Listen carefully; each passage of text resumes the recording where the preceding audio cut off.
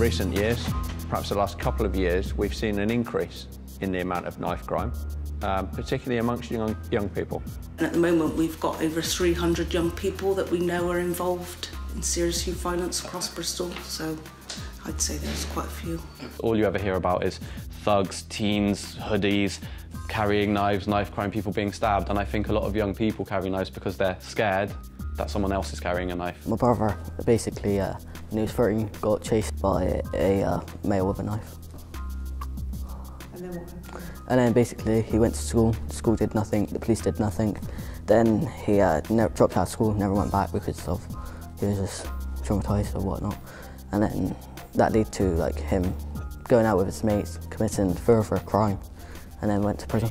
Listen to the story, his name was Jay, was looking for that pay. Couldn't keep his demons at bay. Got himself in a tight spot, tied up in a knot. People were on the block, trying to take a shot.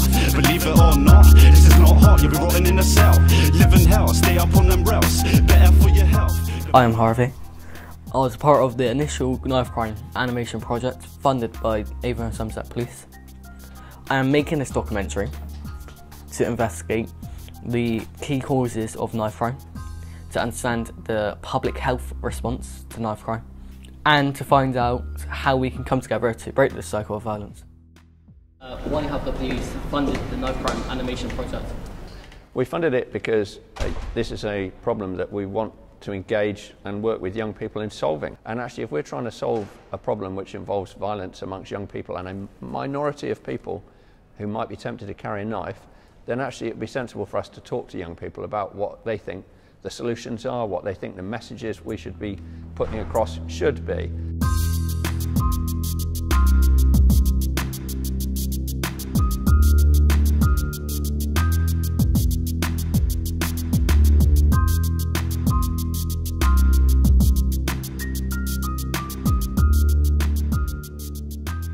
The majority of young people did not feel comfortable engaging with the project or putting their names to the animations because it is funded by the police, who they do not trust and would not turn to for help or support around this issue. How does this make you feel, and what more do you think needs to be done to address it? Personally, it's very sad. I feel very sad and I feel very disappointed that young people don't feel that they can trust the police. But if ever there was a stronger message that we have to do more in order to encourage that trust, that's got to be it, isn't it? We have to go out on the streets. We have to go to the places that the young people go to if we want to have a really coherent message comes from everyone that's engaged in this. A young man has died tonight as a victim of a stabbing. It is believed that he was carrying a knife and it was used against him in the attack. Our correspondent reports.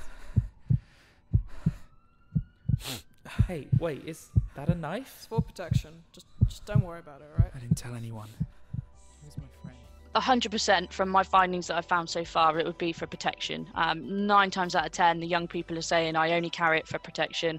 They're not looking at going to do or cause harm to anybody. So it's just about educating them in the sense of actually if they're carrying a weapon, they're more likely to get hurt themselves. Social media does play a big role in the possible increase in not just knife crime but in bullying and kind of gang related activity. So like people were saying that if fights are happening, they might put something out on Snapchat and then suddenly you've got loads more people getting involved with kind of either stirring it up or then maybe that fight or that attack is filmed and then it's like another cycle. So then there's a bigger retribution because then someone wants to kind of get their own back and then that might also go out on social media. I think social media can be really dangerous if it's used in this sort of way. I've been excluded from 2 schools like multiple times. It impacts your mental health, and it like brings you to the people that are naughty even more, and then you go out with them. Me and my mate like timed it, so we went up to isolation at the same time, got excluded at the same time, went out, and then just did whatever. We find a lot of young people are groomed because they're not in school, so they're more vulnerable to groomers, but also through alternative learning provisions you find you know, the groomers know where to find these young people. So if they're not in school, they're more likely to be involved, I'd say. There's this kid that got excluded. Then because he was that he had no support and like he was kicked out, and like basically the school was like washed his hands with him. Like he went out, committed an offence, and went to prison. Put down the knives, really ain't worth a son. There's one kid from a hood led on side a car. Dude came from a bar, guess what happened next? Stabbed him through the heart. His friends were vexed, looking for revenge. They got it in the end, that's never the way. Listen to the story. I think they could work with us more, not send us to isolation for a whole day for not having a pen or not having a pencil, and like not having the correct trainers or whatnot. Like that's the stuff that I was getting sent to isolation, and once I get to isolation, I was kicked off because I'm not spending the whole day in isolation for these petty things. I'd rather get excluded, go home. Exclusion should always be a last result, unless there is no other reason or no other alternative. But even with that, I would suggest that there's got to be some solid plan in place so that those students don't fall into the hands of those who are waiting to take advantage of them. We don't get enough like warnings or assemblies about this stuff. And not enough support. Police don't address this stuff enough. And if they did, like they need to do it in a calm way. Like, you know, don't get all intimidating. Yeah, intimidating. Actually, sometimes enabling young people to have choices about how they interact with an adult is really precious. And having control of a situation when often they don't in their own lives. Having like youth clubs or something, but actual like interesting ones. Yeah. For people to feel like safe and comfortable and just like trustworthy people. If you look at when some of our youth centres were closed down, and then over time how this has become an issue, you can see there's quite a strong correlation there, because what would tend to happen is those young people would have always had that safe space to go to and those trusted people to speak to about issues, and a lot of that's gone. If young people are 8 years old and they're going to their local adventure playground and they do that for like 4 years, and then they're able to go on to youth projects throughout their teenage life, it creates this support network around them that helps them to make the right decisions, or to go to somebody when they do have a difficult decision to make. Build their self-esteem, build their confidence, build their self-belief in themselves, that actually they can achieve and they can do things, and actually they're a really nice person.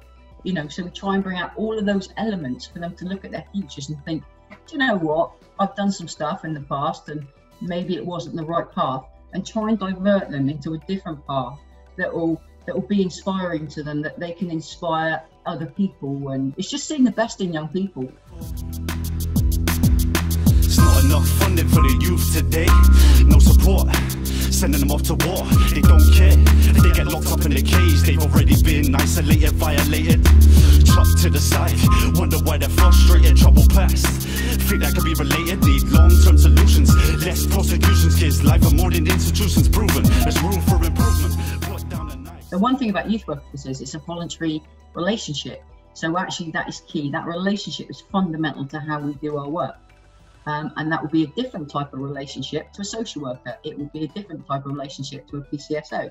So if you can get all these elements come together, then actually we should be able to support that young person or the groups of young people in a more sustainable way, I think. The violence reduction units is something that has been a really good, inspirational idea, because it's bringing together everyone, whether that's police, health, education, community leaders, about how to tackle serious violence. And this isn't a policing issue, this has got to be something that's tackled by everyone in society. The knife crime side of things, we haven't had as much focus on. And particularly around the educational part of that. So there might be a focus on reducing knife crime and actually the crime prevention, the proactive side of it, but the actual, the side of it where you want to sort of prevent and go in and educate, that's sort of been maybe not as focused on. So I think that's why the VRU is quite key, because its sole job is to sort of focus on those key areas.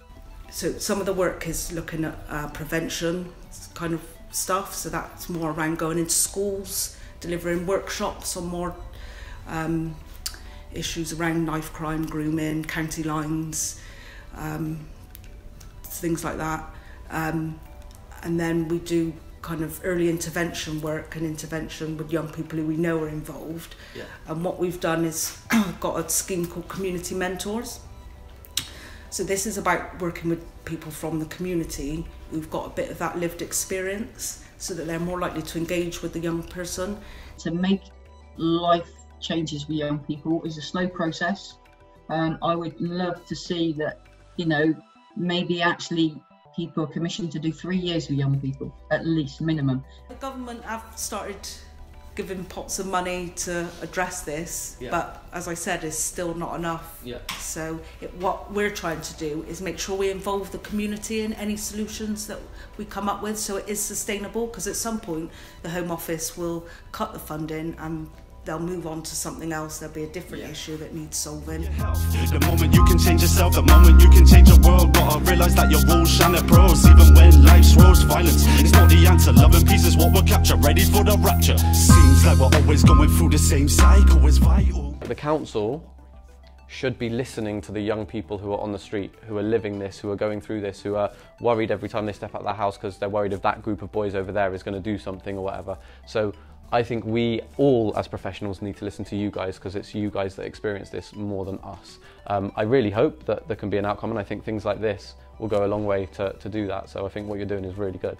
If it's an adult driven agenda, what we end up is lots of adults deciding what is right for young people, and change won't happen like that. Rather than being, I think with young people being told to do something or this is how you should do it, they're going to more kick back against that. Well, actually, if they're part of making this film or just generally a solution, I think they're going to be more passionate about it, more believe in it more, because they was part of the process. And I think that's what I think with young people, if they're part of the process, you can have them more engaged, you can have them more believing in what they've done.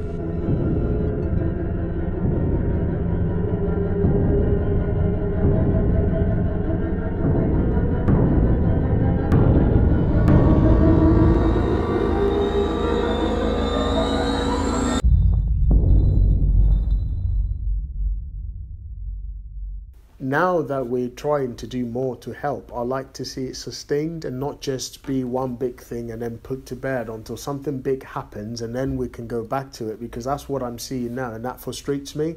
We talk about it, we don't do anything about it until one big incident, and then we carry on and do all the fanciful things we like to do until we're tired of it, and then we just stop until the next thing happens. So what I like to see is, if we're going to tackle knife crime, I don't just want to see a video shown and then stored somewhere as a file in a library. We all have a responsibility. So the media has a responsibility. So is teachers, so is members of communities, so is community leaders. So it is everybody, not just the police, not just the government. We all have a role to play, and it's about how we play that role together.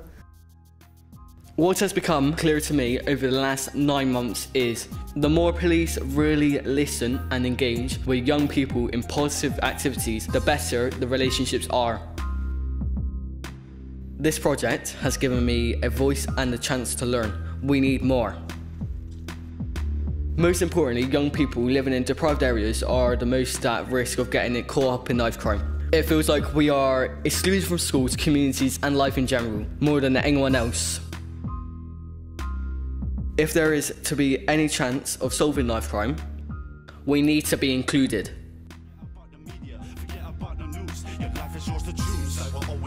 The same cycle is vital. We gotta break that cycle, not end up like our rivals. Not end up like our rivals. Seems like we're always going through the same cycle is vital.